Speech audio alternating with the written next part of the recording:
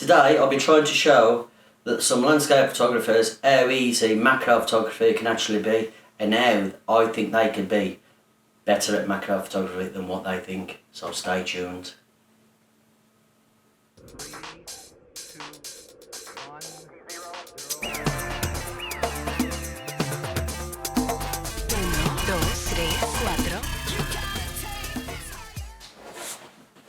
Hello, welcome to my channel. I'm Leon. As you all know, as most of you know, I'm a bit of a fanatic when it comes to macro photography. But a lot of my friends have been contacting me, my landscape friends have been contacting me, asking me a lot of questions about macro photography.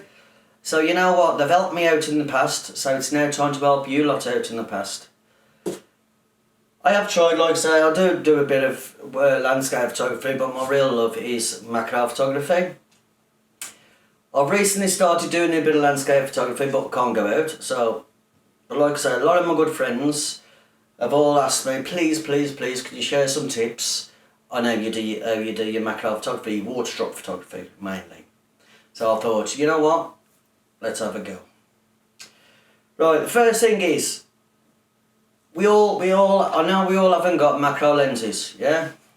So, extension tubes, just like these ones. Thomas Eaton, Sir Thomas Eaton, the main man, even uses these ones. £30, Amazon, and they're brilliant.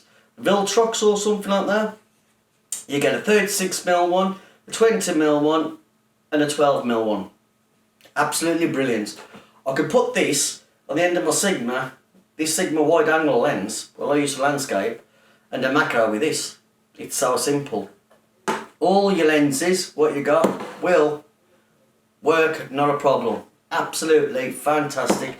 So that's the first thing really. If you haven't got macro lens, get them. Or Nissi filters also do a filter that screw on the front of your lenses, and they do a good job as well, so watch their video.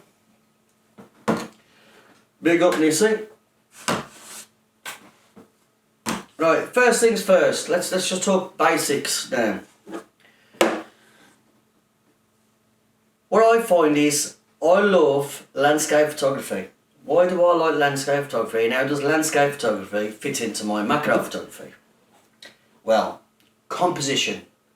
I do a lot of arty shots with water droplets, and you've got to have a nice composition.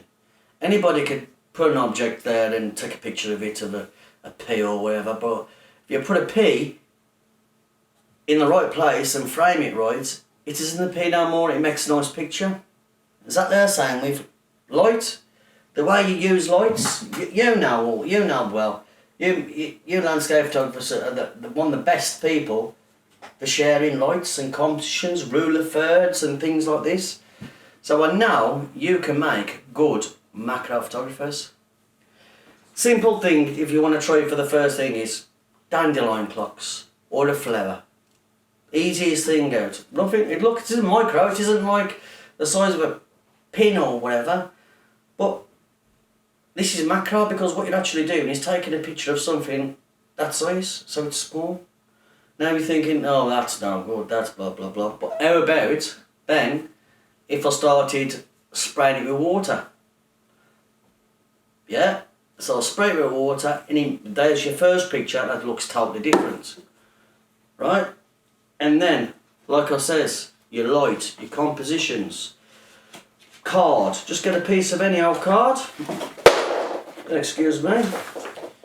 Any old card, and what we're going to do is we're going to place it at the back of it, yeah? And you know too well you can move and make a better composition of that, yeah?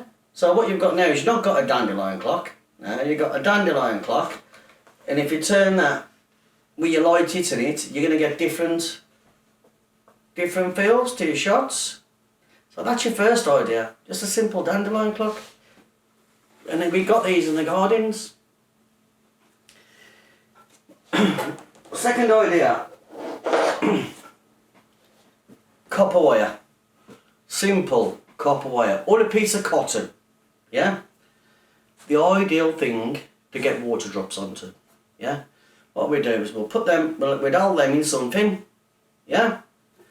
Spray it, Or even, if you can get one, a syringe or an eyedropper and just drop a droplet on, or a couple of droplets on. Add your backgrounds, whatever background you want, whether you want a nice flowers back of it, some old leaves back of it to make it more darker or whatever. You've got another shot, easy, simple. Now I know I'm hoping you've all got flashes, yeah, it's another thing we use. Without going out and buying expensive snoots or diffusers, Pringle tube. What I do, get a Pringle tube, I'll cut it on, I'll put it onto my flash, put it on top of my camera. While I'm bouncing light off your backgrounds and bending it, you're getting all different types of compositions. There's different ways, there's different ways of getting your compositions. I don't know if you can see this, but feel free to check me out and check my... Now this here is just a piece of Salicrest. That one there, copper wire. Copper wire I've bent round, sprayed it. Background's in the back. Bit of a composition, you know, pulls it out, makes it look something different. So get a snoot and use that to your advantage to bounce it off your cards or anything reflective. Works really well. And guess what? You get to hit the Pringles as well. You know, you ain't got to use that card, you haven't got to. There's different things we can use everywhere around us. Here we got, here's some here, what have I got here? Just looking. Nuts and bolts, yeah? If I place nuts and bolts down, yeah? Put a bit of background to it, yeah? We got one picture. If I move the nuts and bolts and put them here like this, yeah? I've got another picture. Add some wood drops, add some different backgrounds, you know, put some more lights onto it. I'll tell you what, here's the one, use a flash torch, yeah, you know what I mean, put them down on top of it, yeah, there's different compositions, different ways. This is why I love landscape photography, because it helps you to understand your compositions, the way you look at light, the way you get the mood, the feelings in your pictures. That's why I think you can make good macro photographers. Now, I've got a few videos of tutorials, they're all free. Just click subscribe and feel free to browse them, I type it out. At the end of the day, we're photographers, we're all the same, there's no difference. There ain't no human landscape photographer, human wildlife photographer, human macro photographer. We're all here as one community. And at this precise minute, we need to be a community. And I totally believe that we can share tips and tricks between us all and that is a better way.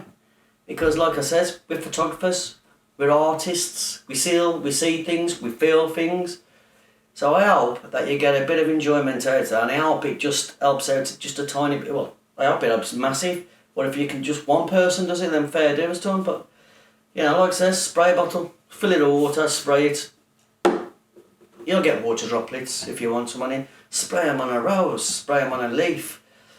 I don't know, put them on some glass. You'll get different streaks coming down, you know. Like I said, flash, if you ain't got a flash, couple of torches, put some filters, get some of your filters, put them on the top of the flash. They will work. So, I hope you've enjoyed it, and if you have, please subscribe. That's all I ask. You might like says, I subscribe to a lot of landscape photographers because I like landscape, and I believe that you help me with my composition in my photography. So, thank you ever so much for watching, and please subscribe, and until next time, happy snapping.